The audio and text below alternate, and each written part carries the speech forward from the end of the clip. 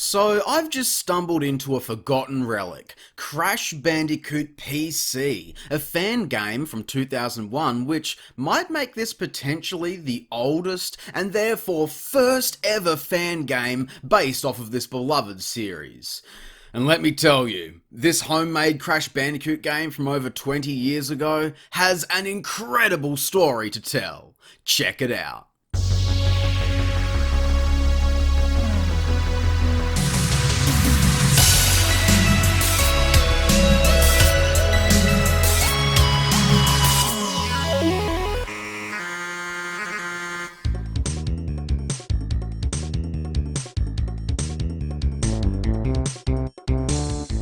Welcome to the wacky and wild world of fan games and abandonware projects from the birth of the internet age. This is the type of discovery that gets me really excited as a Crash fan because I feel like I've seen absolutely everything there is to ever see. I mean, this has been my hyperfixation since for as long as I can remember having hyperfixations. There is no limit to the obscure games I've played, random factoids and details that nobody cares about that live rent-free in my brain. My passion for these games has left no iceberg unturned. So, why have I never heard of this before? Just glimpsing at some random screenshots from this game, as you can see, this quickly starts to resemble a creepypasta, cursed forgotten lore, tales from the internet, perhaps even something like a fever dream or distant memory that you can no longer recall the origins of. And that's fitting, as this series has definitely had its fair share of obscure, forgotten moments in time that have since been launched into mainstream canon by the rabid fanbase. The rare villain Mr. Crumb, Dimbo's appearance in the Crash of the Titans mobile game, and all of the pre-release content that may never see the light of day again. But this is all from licensed games, official sources. Crash Bandicoot PC is just some random passion project from a bunch of kids in the infancy of online forums connecting fandoms all over the world. So this game would have been created during Crash's absolute peak before the series started to slow down, coming directly off of Naughty Dog's departure, but before players noticed the quality slipping. The Bandicoot was a household name at the time, with copious amounts of merchandising, and as you can see from the game's opening cutscenes, yes, this game actually has a story, you can see that a lot of the characters are represented by the Resource line of action figures scanned onto a computer and digitized, kind of like a very bootleg Donkey Kong Country, I suppose.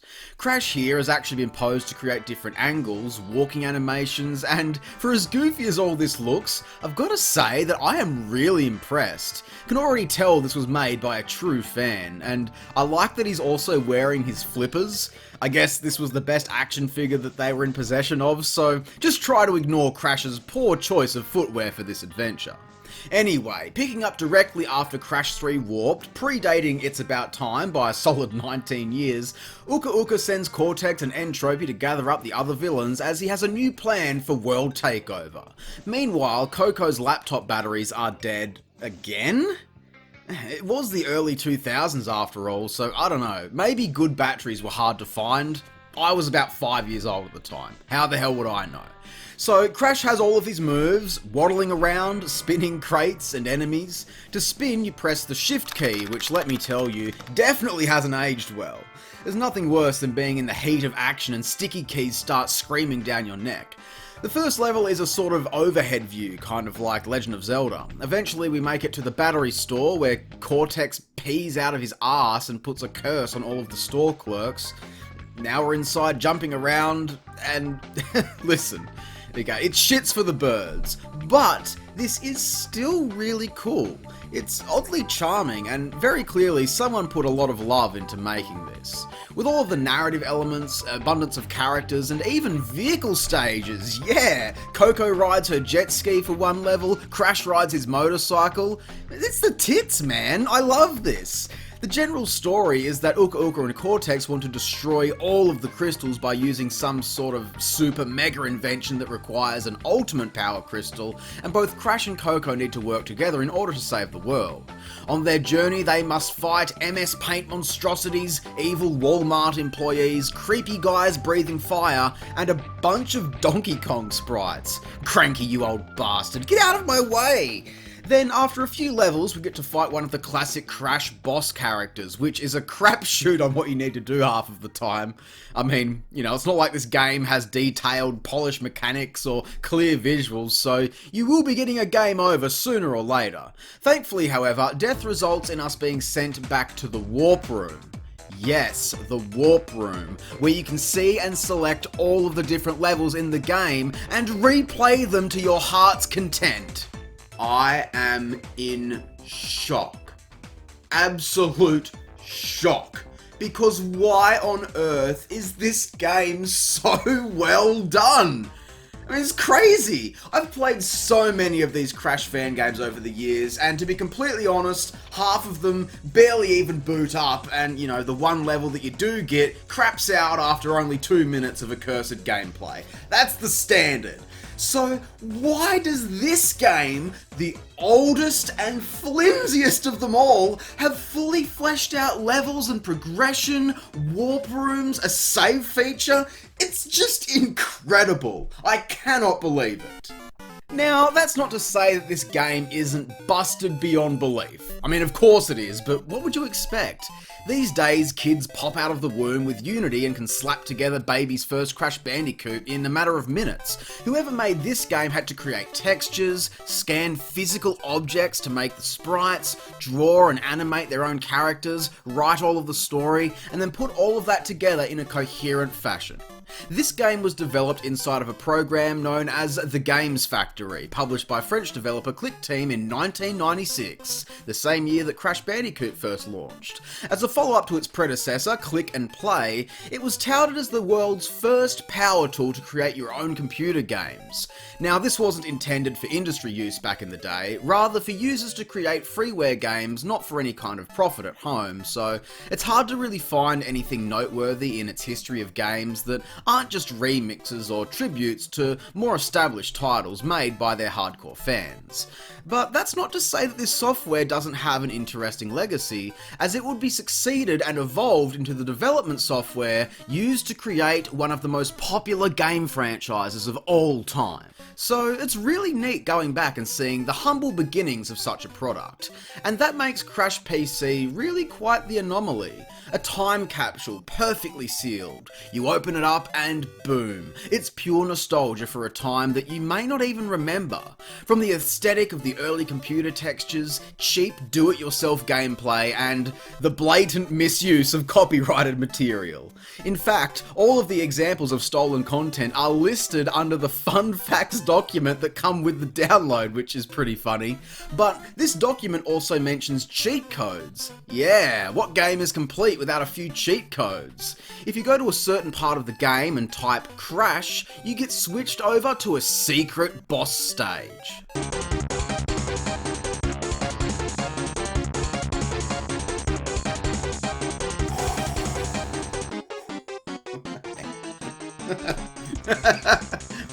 What do you even want me to say? I mean, what in the honest hell is going on in this game? Damn, man, that's scary. What on earth is happening? Oh my god, he's raining down nitros and trying to grab at my titties? How could I possibly survive such an onslaught? What the fuck is wrong with you people? Later on in the game, as we get closer and closer to stopping the bad guys, Dingo Dial gets in our way, and defeating him grants us the Wampa Bazooka, which, man, talk about a bloodbath. It's like a crackhead infant, and with all these awful scrolling patterns, it gives me a headache like one too. But on the plus side, now nobody stands in our way. Not even our own self. Whoa, dude. It's crazy to me seeing a Crash versus Evil Crash boss fight like this, where the doppelganger mirrors your every move. Now keep in mind, this predates Crash N Trance on the Game Boy Advance, which did the exact same thing, so this is actually a very original idea for this game. Oh wow, that just blows my mind. Eventually, we make the long climb up to Cortex's castle, run away from a dragon, and go through the dangerous electrical shock room, and finally meet face to face with these iconic villains. I just want to point out that while some people may think that these Resource designs were ugly, that I actually think they're kind of awesome, and I would have loved to have seen renditions of these appear in a game. Even through the bit-crushed graphics, we can still see Cortex's snarled frown lines on his face. It's excellent design. If you fail this boss, then you get a little end of the world cutscene, but even if you're successful, the bad guys still manage to escape if you haven't collected all of the crystals and gems along your journey. So once you go back and do all of that stuff, suddenly the secret warp room appears with 5 additional levels. We've got to navigate a thunderstorm, gun down all of the dinosaurs, holy moly. Then we've got to navigate this weird star world while being electrocuted. At this point, I'm just skimming through what I can before this old file corrupts itself and turns into malware on my computer. Finally, after racing Cortex to collect the most crystals in the arena, Crash and company are blown up as Coco watches on in absolute horror. Rather than taking the easy way out and just dying, instead we appear in some weird purgatory dimension that gives off some real Earthbound vibes while Crash floats around regaining his life force and safely makes it back to the land of the living in time for the credit roll. Man, what an experience. I mean, that's honestly the best way that I can describe it. An experience, but one that I feel so lucky that I've had.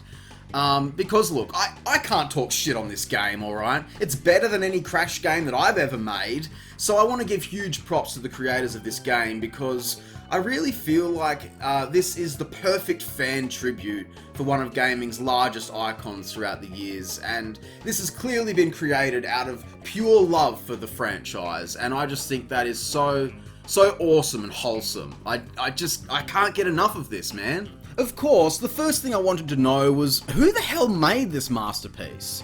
Well, this game is the proud work of Elliot Ridgway. So I did a little digging, and before long, I found the man himself. And he just so happens to have a website that hosts all of his other projects from indie filmmaking, music, art, written works, and of course, video games. His portfolio includes a long list of homemade computer games dating all the way back to his earliest works, and as you can see, Crash Bandicoot PC is proudly listed among them.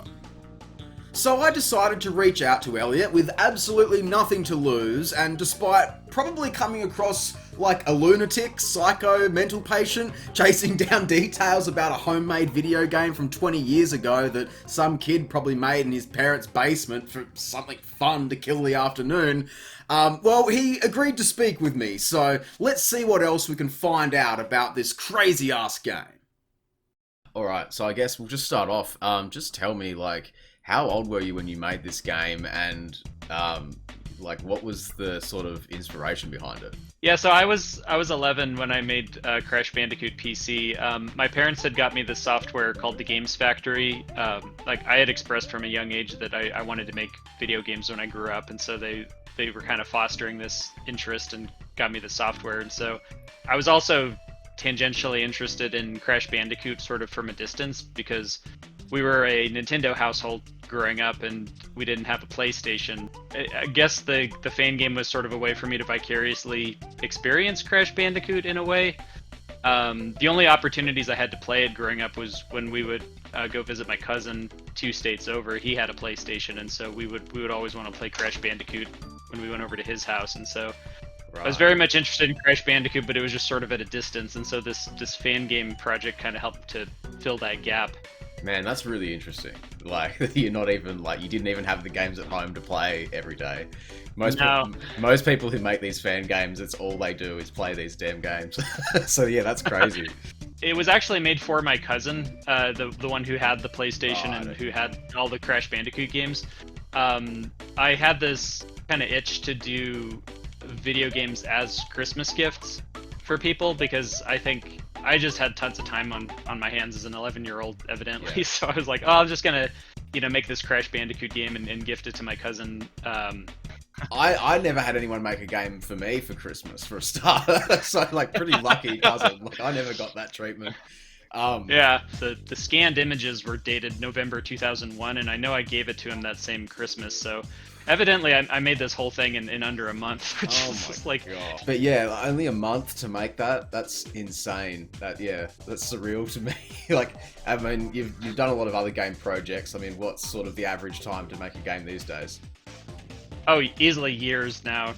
I mean, they're a lot more elaborate. Like looking back on this fan game now, like there are aspects of it that feel kind of slapdash to me. Like, and I'm sure it's riddled with bugs. I mean, I haven't actually played it. I've got a list of bugs here for the next patch, just for Oh, good. Yeah, I'll definitely be working on that patch right away. Yeah, that's good. I feel like more people probably want to play it now than ever. So yeah, you never know. yeah. Yeah, and I did it at a time when fan game resources were kind of scarce too. So like there were no Crash Bandicoot sprite sets or like background like tile sets that I could use for the game. So what you see in the game was kind of cobbled together from what I had at my disposal. When they weren't using it, I would take my figurines and put it on the flatbed scanner and scan them in like one frame at a time, and that's how I got the sprites for the game. I imagine that's a really like back-ass way of making a game. Like, oh my goodness. Yeah, I think I had read somewhere that's how they did games like I don't know if you remember the Neverhood. That was like a claymation adventure game from the time. I think I had read about that and thought, oh, that's a cool way to make a game. Just you take pictures of clay models and take it in one frame at a time. So I think that might have been percolating in my 11-year-old brain somewhere to think, oh, well, I can just take pictures of my Crash Bandicoot toys one frame at a time and put them in the game that way. That's insane to me that you as an 11-year-old figured that out, because like I'm here at like almost 28, like, man, why didn't I think of that? There's another fan game out there that I was heavily influenced by for this one. It's called Mario Quest 2 Sonic Returns. I don't know if you've heard of that or anything like that. So it's it was made with the same software, and it's basically this RPG story-driven game about how Mario and Sonic are at war with each other. And I played it at the time and thought that this was just like the coolest fan game I'd ever played, like very high production value for the time. And so Crash Bandicoot PC is more or less a carbon copy of that game, because I was 11 and was not terribly imaginative. So if people do go play this Crash Bandicoot PC game, I want to encourage them to also seek out Mario Quest 2 Sonic Returns, because that's like the better original version of what I did. You're right. So yours is just like the bootleg copy. Pretty much, yeah. I mean, I did. It wasn't like I took his code or anything like that, but I borrowed the inspiration. Of course. For the kind of the story template. I've borrowed the inspiration from a lot of different YouTubers. It's fine. We get that. Yeah. Did you ever post it online for people, or was it just strictly for your cousin? Like, how did this? Because I found this on Game Jolt. Someone re-uploaded it. Oh, okay, that's interesting. Yeah. Yeah, I thought you got it from my portfolio page from like my old fan games. Yeah, no, page, I found you afterwards. That's interesting. Yeah, I have no idea who re-uploaded it, but yeah, it didn't go up at the time because all we had was dial-up internet. I mean, that just makes the whole thing more surreal that it was for such a close circle of people, and somehow it's sort of slightly circulated out, and now it's just this thing, because some of the visuals in this game are kind of frightening and surreal. It comes across very sort of like abandonware creepypasta type of thing. So like, interesting. I think that's why I really latched onto it. This is like, I know there's a story on this game. It's just really cool. Did you realize that something in your game actually predicted something that would happen in a later Crash game? No, not at all. Yeah, could you elaborate on what you're talking about? There's a boss fight at the end where Cortex clones Crash, and there's an evil Crash who mirrors your every move. So on Game Boy Advance there was Entrance, and in that there was Fake Crash, where there's a boss fight where you control one and mirror the other one. You have to lead the other one into spikes to damage him. Interesting. So when I stumbled into that in this game, that really blew my mind. That's like, you predicted the future almost for that one. Yeah, because this predates Entranced, I believe. Yeah.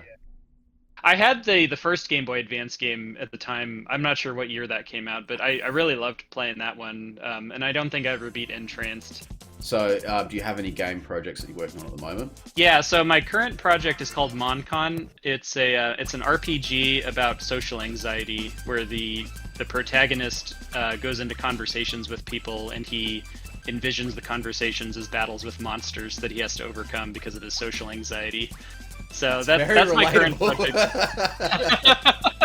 Yeah, I get that. Yeah. Anyway, that's what I've been working on for the last couple of years, and I'm hoping to release it later this year. It's getting pretty close to being done, so Awesome. that's kind of my main project right now. And if anybody is watching this and that sounds interesting to them, I'd really appreciate like a wish list or some kind of comment on Steam. That would be awesome. I wanted to go into the game industry as a career, and that didn't quite pan out, so it just kind of stayed with me as a hobby. And it's interesting what life throws at you. I mean, even if it doesn't pan out the way you think it will, it's like if you keep that thing alive, there'll be other opportunities that come up that are in some ways more fulfilling than like what you had originally had in mind. And I understand as well, like creator, sometimes things don't always like pan out how you want, but as long as you've still sort of got the thing there to focus on and have it there, it's like the fire keeps burning for new projects and stuff like that. If you'd like to see our full unedited conversation, then I'll provide an on-screen card as well as a link in the description box below. So I've got another question. There's a secret boss level with a scanned face that's grabbing at you, and it's just terrifying. Yeah. Who the hell is that kid, and why is he trying to get? That was me. That was you? Yeah, that was me. Yeah, I'm pretty sure I just like stuck my face in the scanner, and just like held it really still. Yeah. It really meant so much to me that some random guy on the other side of the world would speak to me so candidly about a personal project from years and years ago that, in all honesty, has left me in way over my head with positive, optimistic emotions.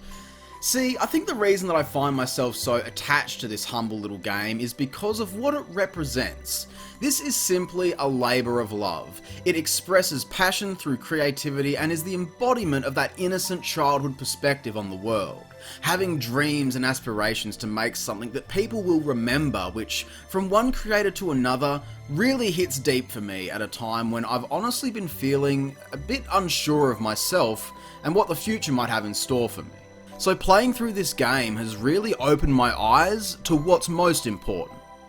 Man, this whole thing started out with me simply looking back on my journey as a creator, and remembering my humble beginnings and where I started out. In the same way that Elliot's fan game represent his humble beginnings and the spark of an interest that's carried him throughout his entire life. And so I think that's the message that I want to leave everyone with today, so pay attention. And that includes future Jack, because I just know that there's going to come a point in time in the future when I need to hear this myself. If you have something that you like to do, then you should always do it no matter what, even if you don't always find the success that you're looking for, because if there's one thing that I've learnt these past few years, then it's that true success is just being proud of yourself. Thanks for watching.